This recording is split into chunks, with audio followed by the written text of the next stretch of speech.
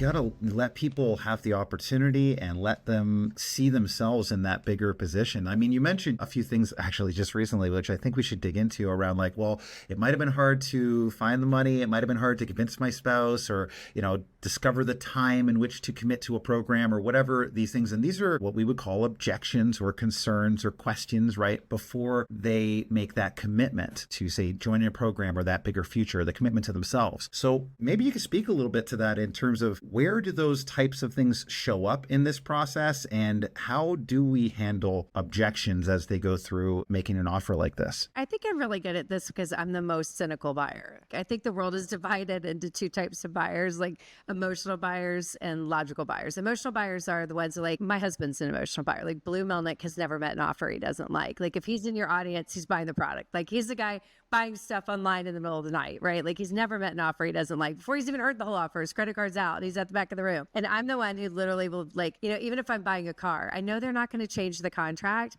I will still make the salesperson sit there while I read every word of every page and ask all the questions, like the most logical buyer. And so therefore the most cynical buyer. And you kind of have, first of all, remember that your audience is that. It's made up of both. Some people say it's 50-50. I think it's 30% emotional, 70% logical. I think they're more logical buyers than emotional. And I think maybe even now in the world, based on what's going on, I think people really skew to the logical. And so you have to hold a space for the logical buyer and know that it's not about you. It's about them working through their process. And so the minute we're triggered by them not immediately saying yes versus going, oh, I recognize you. You're a logical buyer. You need a minute. How can I help you? Like, really, how can I help you? Like, this is service. Like, and I always think, like, I'm genuinely curious. Like, what are you questioning? And so if you come at it from a place of curiosity and not from the intensity of I have to enroll them, I have to sell them. Like, if you just let that come over you, it's so much easier to be like,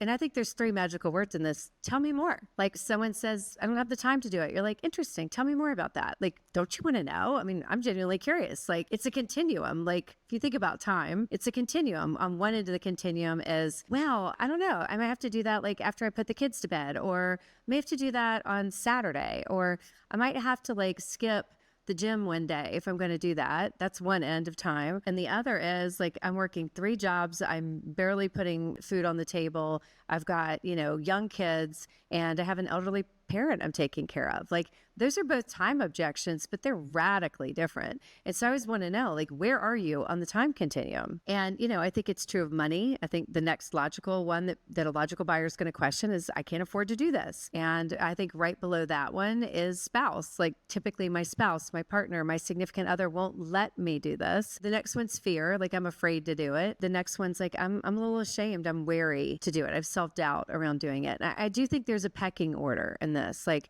time, money, spouse, fear, shame, and self-doubt. And, interestingly, when I first got in this industry and I didn't really know sales and no one taught me sales, and I'd be helping at the back of the room, and someone make an offer from the stage and you get the stampede to the back and you'd be answering all the questions. And so I started this spreadsheet, and it was like tracking all the questions I get. And we do a lot of events. And so every time we did events and I got a question, I'd like log it in. And I'm not talking about the specifics, like, when's the date to decide or how much does it cost? I'm talking about the more philosophical questions. And as I started tracking them, I'm like, oh, wait a minute. It just was like literally like pages and pages long.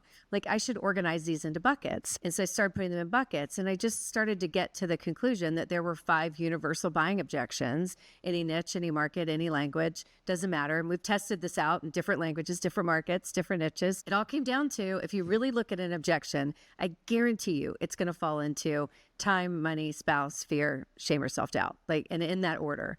Time's the easiest to talk about. We're not that worried to go, I wish I could, I don't have time. We're a little, maybe even a little shame around, I wish I could, I can't afford to do it. We're even more nervous to say, or like maybe even embarrassed to say, I would do this, but my spouse won't let me, like the whole permission thing. And then buried beneath that, like fear, like I didn't want to admit this, but if I'm being really honest, I'm afraid to do it. Like, I'm afraid. What if it doesn't work? What if I don't work? What if the dream is dead? What if I try to do it and it fails? Then this is the only thing that's been holding me together. Then, and then shame and self-doubt is below that, but it controls most of our decisions. Like, even though it's the last one, it's the one that's hardest to talk about. It's the last one, not because it's not present. It's the last one because it's the hardest to get people to admit that why they really aren't buying. They might say it's time or say it's money or say it's their spouse or say they're afraid. But what really is controlling them is I'm ashamed because I made a bad decision at some point. I tried and I failed at some point. I invested and the person didn't show up the way I expected, or I didn't show up the way I was expecting.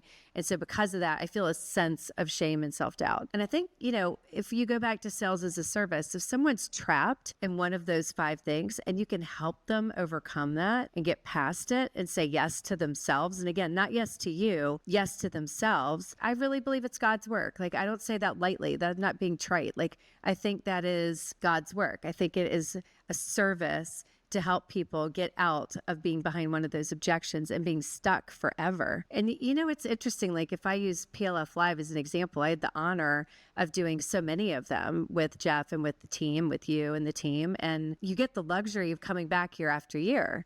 And so what would happen is somebody would come up to you and be like, hey, do you remember me? Sometimes I didn't always. There were a lot of people that came through that event, but they'd be like, you helped me last year decide to really go for it. And I did Launch Club, and my spouse was not really on board. If I'm being really honest, I remember talking about how afraid I was, and you helped me get past that and do it. And I've got to tell you, like, you wouldn't believe what happened to me this year. Like, you wouldn't believe how well I'm doing. And, it's like if we hadn't helped them get past that obstacle, they'd still be stuck in that obstacle. So that's why I think it's really important to be okay with helping them face their objections. And 9 times out of 10, you have to face yours first. Like, whatever is your trigger is going to be the one that shows up the most and torments you when you're trying to overcome objections. I love that. And I love that even just the first thing you even said way back, because we talked for a bit, but was just like, can you tell me more? Not immediately writing the story for you, right? Like, let them tell you what the story is in their mind about this objection. Because how easy is it for, as someone who's worked with a lot of salespeople, for salespeople who maybe have heard a couple stories and then they insert that story into the person they're talking about, and being patient enough to not write those stories ahead of time and be curious instead to dig in on those stories and find out where those objections really live. Because it might be a time objection, but as you mentioned, it might not be a time objection. It might actually be, oh, well, it's actually more my spouse, or it might not be the spouse. It might actually be, I don't know if I can do it. I don't know if I'm worthy of doing this.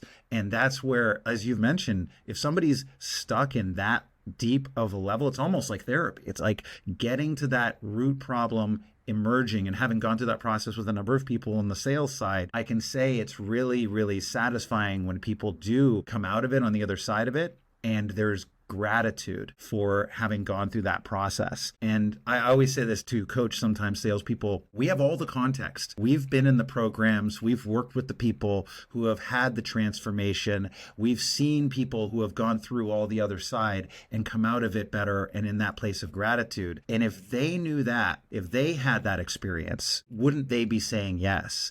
And sometimes our job as, salespeople, or as really the people who are helping them, it's about getting them that information and that emotional buy-in, because they just don't know what they don't know. And it really is satisfying on the other side of it. It is. Yeah. It's a great work to be doing, I think. And listen, sometimes it goes the other way, meaning someone will say, I don't think I'm ready to do this. And I know sometimes I've even said, hey, I don't think you're ready to do this. We've talked for a little bit. I'm thinking maybe this isn't right. And when you do that, they'll either be like, no, wait, I can do this. I am going to do this. Like, great, then let's get you signed up. But sometimes you'll have this sense of like, you'll see this total relief wash over their body. And like, oh no, I'm thank you for helping me through this. I'm really not ready to do it. And you have to be okay with no, right? Like, it may not be their time.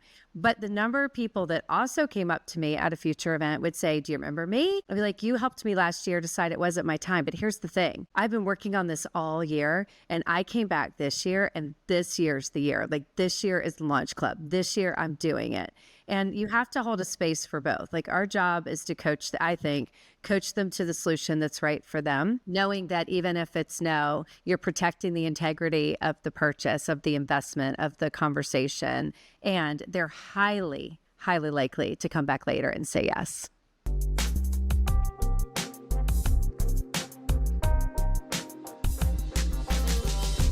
Hey, Launch family, one more thing before you go. There's a few spots left in Jeff's Launch Intensive workshop. This is a live in-person training with Jeff, Dan, and Justin in the room. Only 40 people are going to be there. Small, intimate, and super, super powerful. If you'd like to check that out, all you have to do is go to getyouLaunched.com today. Thanks a lot for listening, and we'll catch you on the next episode.